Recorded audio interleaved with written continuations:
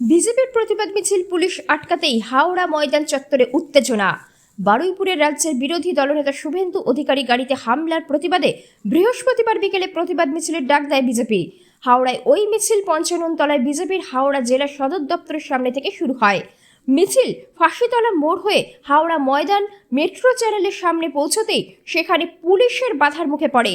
মিছিলকে কেন্দ্র করে হাওড়া সিটি পুলিশের পক্ষ থেকে হাওড়া ময়দান চত্বরে মোতায়েন করা হয় বিশাল পুলিশ বাহিনী।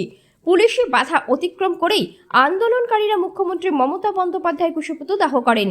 হাওড়া ময়দানে জিটি রোডের ওপর বসে পড়েন আন্দোলনকারীরা। আন্দোলনকে কেন্দ্র করে পুলিশের সঙ্গে সাময়িক বাক বিদণ্ডা ধস্তাধস্তি হয়।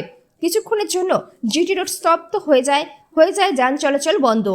আন্দোলনকারীদের অভিযোগ, পুলিশ বলপূর্বক শান্তিপূর্ণ মিছিলকে আটকেছে।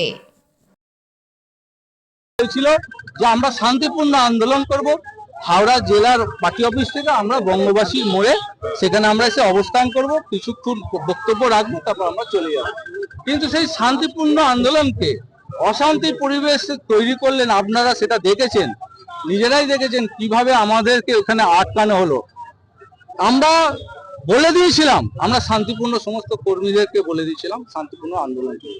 কিন্তু যারা আইন মানেন না, যাদের আইন রক্ষা করার দরকার, সে আইনের রক্ষক আজকে ভক্ষকে পরিণত হয়েছে পশ্চিমবাংলার সমস্ত জেলায়। তার জন্য এরা আমাদের কণ্ঠকে রোধ করবার চেষ্টা করছে। যারা আমাদের বিজেপির যারা বড় বড় নেতা আছে, শুভেন্দু অধিকারীর মতো নেতা, সুকান্ত মজুমদারের মতো নেতা, যারা যেখানে লড়ছে, দিলীপ ঘোষের মতো নেতা, কণ্ঠ রোধ করবার চেষ্টা করছে। কিন্তু আপনাদের মাধ্যমে আমি একটা কথা এই প্রশাসনকে জানাতে চাই এবং হাওড়াবাসীকেও জানাতে চাই যে যেখানে সনাতনী ভাই, কোন সনাতনী ভাই যদি হাওড়াতে আক্রান্ত হয়, তার জন্য কিন্তু আপনারা প্রস্তুত থাকুন যে বিজেপি কিন্তু রাস্তায় নামবে, সেই সনাতনী ভাইয়ের কাছে, ভাইয়ের পাশে দাঁড়াবে। এবং আমার প্রত্যেকটি বিজেপি কর্মী, আমিও বিজেপি কর্মী, সবার কাছে আমার আবেদন, আপনারা যেখানেই দেখবেন মানুষ প্রতারিত হচ্ছে, মানুষ অত্যাচারিত হচ্ছে, সে পুলিশ প্রশাসন হোক বা তৃণমূলের কোনো গুন্ডা বাহিনী হোক, তার বিরুদ্ধে বিজেপি পথে থাকবে। যেভাবে আপনারা দেখলেন আজ কয়েক ঘন্টার মধ্যে নোটিশে আজ এই প্রোগ্রাম আমাদের এখানে শুরু হয়েছে, এটা শুধু একটা মাত্র টেলর দেখাচ্ছি। এই আমি সভাপতি নতুন আমাকে দায়িত্ব দিয়েছেন, তার 3-4 দিনের মধ্যেই আমরা রাস্তায় নেমে প্রমাণ করে দিচ্ছি হাওড়া জেলায় বিজেপি মরেনি।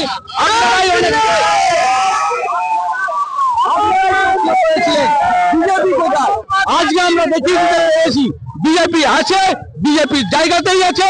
26-এ বিজেপি আসবে, বিধানসভায় বিজেপি আসবে। আপনারা দেখেছেন আমার হাতেও হেলমেট দিয়ে আঘাত করা হয়েছে।